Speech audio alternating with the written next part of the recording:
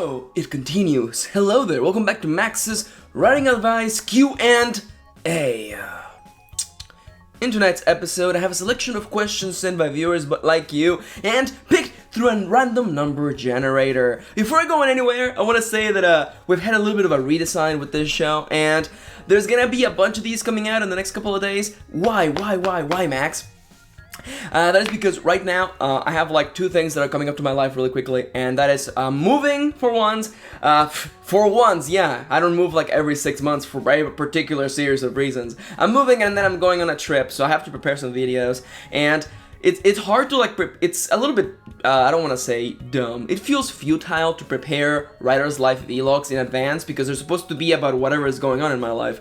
And the weird prompts take a little bit longer to make, so I'm gonna make a bunch of these videos. Writing advice, Q&A. There's gonna be a bunch of them coming your way, so let's dive right in. Before I go on anywhere, allow me to give you the disclaimer, as always, that the following is merely just my advice, my opinion, and what works for me. Don't take it as gospel, instead take it as the ramblings of a silly person who's got an amethyst necklace. I love this necklace. Or I guess it's a pendant, technically speaking. So, as always, 3 questions, 3 minutes a pop. Let's take it from the top. The first question of the day goes a little bit like this. What do I do if once I've gotten to know my character, I can't find the right words to describe them? This is especially frustrating for me because my beta reader wants me to give a brief summary of my main character so she can make sure everything stays in character throughout the story. In one word, generalize. Generalize. Now you may be saying, Max, I know that's the point of summarizing something, but I mean, it's hard, that's why I'm having issues. Well, let's take it one step at a time. As with any task, before you step on and you start doing anything, I want you to ask yourself the following set of questions. What am I trying to do here? What is my goal? How do I define success and failure? And what is the best way to go about doing that? In this particular situation we have at hand, your beta reader is asking for a summary of who the main character is of the story so they can make sure that that character's personality, way of going about doing things follows through until the end. They asked for a summary, a set of statements, a few of them I hope, that will explain to them, give them a brief glance into who this character is as a person. A summary, a set of statements summarizing your character, that, and nothing else. For this, generalizing. Looking at your character and breaking them down to a set of statements, a set of traits that better represent them. Less in this situation is going to be more. Why less? Well, because it's less things that your beta reader has to hold in their mind 24/7. Now, I know that especially when you've been writing someone for a long time, and if it's like hundreds of pages of writing and character events and choices, it's hard to just look at all those and summarize them. But I know that it can be stressful because your character is more than just a set of stats on a character sheet. Your character is more than just a collection of traits and choices, and I know they are, just like real people. But for this particular situation, at hand, our goal, we want to give a summary to our beta reader. So for that, we must go beyond the things that make us uncomfortable and seek to create an efficient summary. Now, I'm not just gonna leave you there, I'm gonna give you a little trick, a little something that has been helping me in the past, and what I like to do when I'm trying to get into the mood to make a summary. Did you ever collect trading cards, like superhero trading cards? If you lived in Mexico, do you remember the Pepsi cards, the Pepsi Marvel cards? Those were really fun. There were trading cards that had an illustration of a Marvel character in the front and a little summary of who they were in the back. I like to think of those because they were more often than not just like 3 sentences. How can you sell someone on a character, explain to them who they are in 3 sentences? I want you to get in that sort of mindset. You don't have to do 3 sentences, you could do 1. Consider this a challenge. For anyone out there, actually, let's go ahead and do this. For anyone out there who feels a little adventurous today, feel free to go into the comments down below and give us a 3-sentence or 1 sentence, if you want to go for the extra hard setting, of your character. Look at them, analyze them, consider your character, who they are, the terms that better describe them, and relay this information to your beta reader. I know it's going to be hard, and I know that the advice I have given you is not exactly going to be like amazing revelations, but ultimately, as with any task, you have to come in, ask yourself what you're trying to achieve and what you need to do in order to achieve those things. And if the task at hand is to summarize, well, generalize your character, it's gonna hurt, but you have to go ahead and do it so you can make the story better at the end, okay?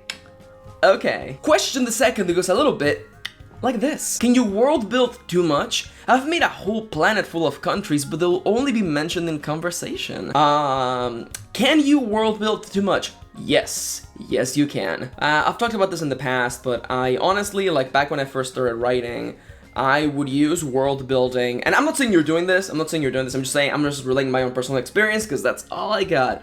I used to do world building, and I'm doing a lot of character sheets as a way of not writing, as a way of justifying doing something that wasn't the writing, but still kind of sort of felt like doing work. And of course I stopped doing that because it's not very effective use of your time, and because when you world build too much, you kind of create impressions of your characters, places, and stories before you get to that point in the story. And for me, writing is the act of discovery, so creating expectations of who people were, and not only making expectations, but building off of those expectations. So if it's kind of per se that you imagine a certain country in this world to be one particular way, and when you sit down to write and you actually get there, in the act of storytelling, that place changes. Your mind has to fight the expectations it created.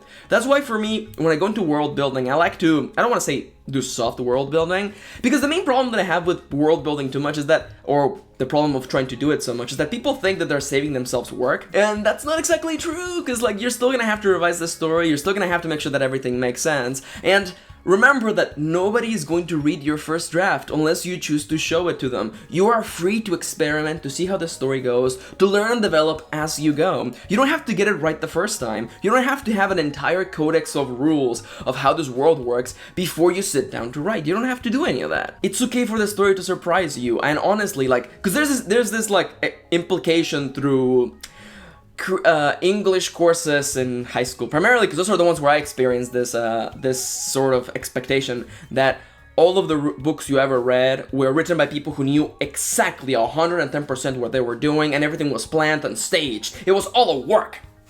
And that's not true. That's not true at all. Writing is the act of discovery, and you find out more about the story as you step through with it, as you get into the shoes of your characters and you walk on that world. Don't be afraid to let the story surprise you. Honestly, and before I move on anywhere else, my general tip for world building is when I sit down to do it, I ask myself the questions that I have about the world, the questions that come to mind, so that I have the certainty of the things that I'm uncertain about, such as, what's the name of the country? How did it get to where it is? Issues like that. Once I have enough answers so I can walk on the shoes of my characters, I just get moving.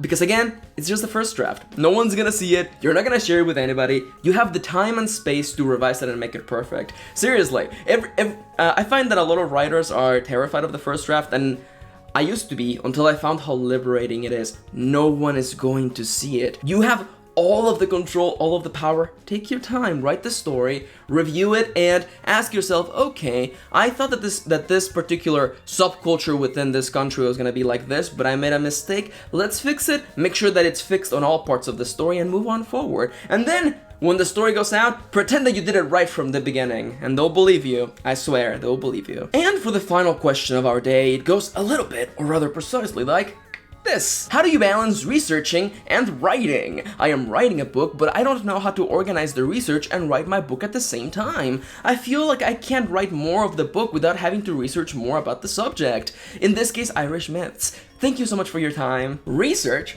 is a lot like world building, in that it can get in the way of the writing, and I'm not saying that research is bad. Just like I said about world building, I used to spend a lot of time researching and not so much time writing, and honestly, research is kind of like a rabbit hole. You can just keep going.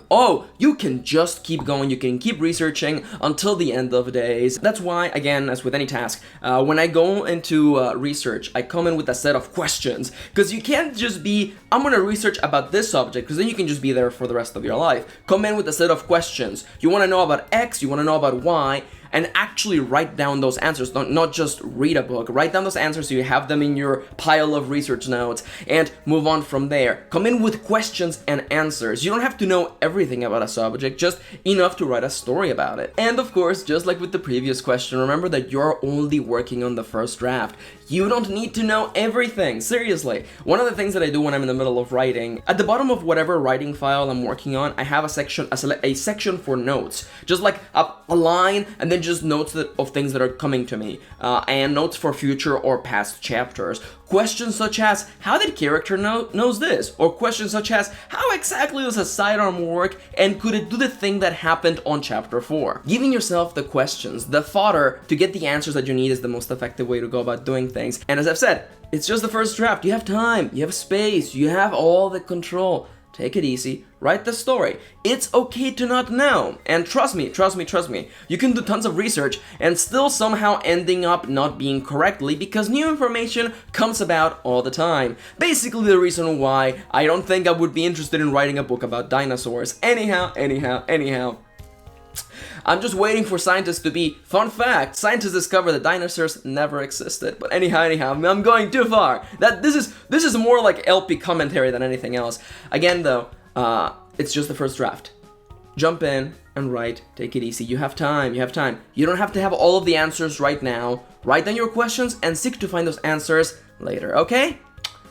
Okay, and that's just about it for today's episode. I want to thank you for watching. Thank you for spending a little bit of your day with me. I had a lot of fun answering these questions, and I hope that you had fun listening to me and my particular point of view. If you have your own thoughts on the questions that were answered today, please feel free to go down into the comments down below and let us all know, as well as leaving your questions for future videos. Every week, questions are chosen randomly, so your question is as likely to be picked as anyone else. I'm gonna be gone for a couple of weeks, so don't expect to hear answers to your brand new questions anytime soon though. Until then though, for the time being, I want to thank you for watching again, thank you for spending a little bit of your day with me, and I'll see you on the next one.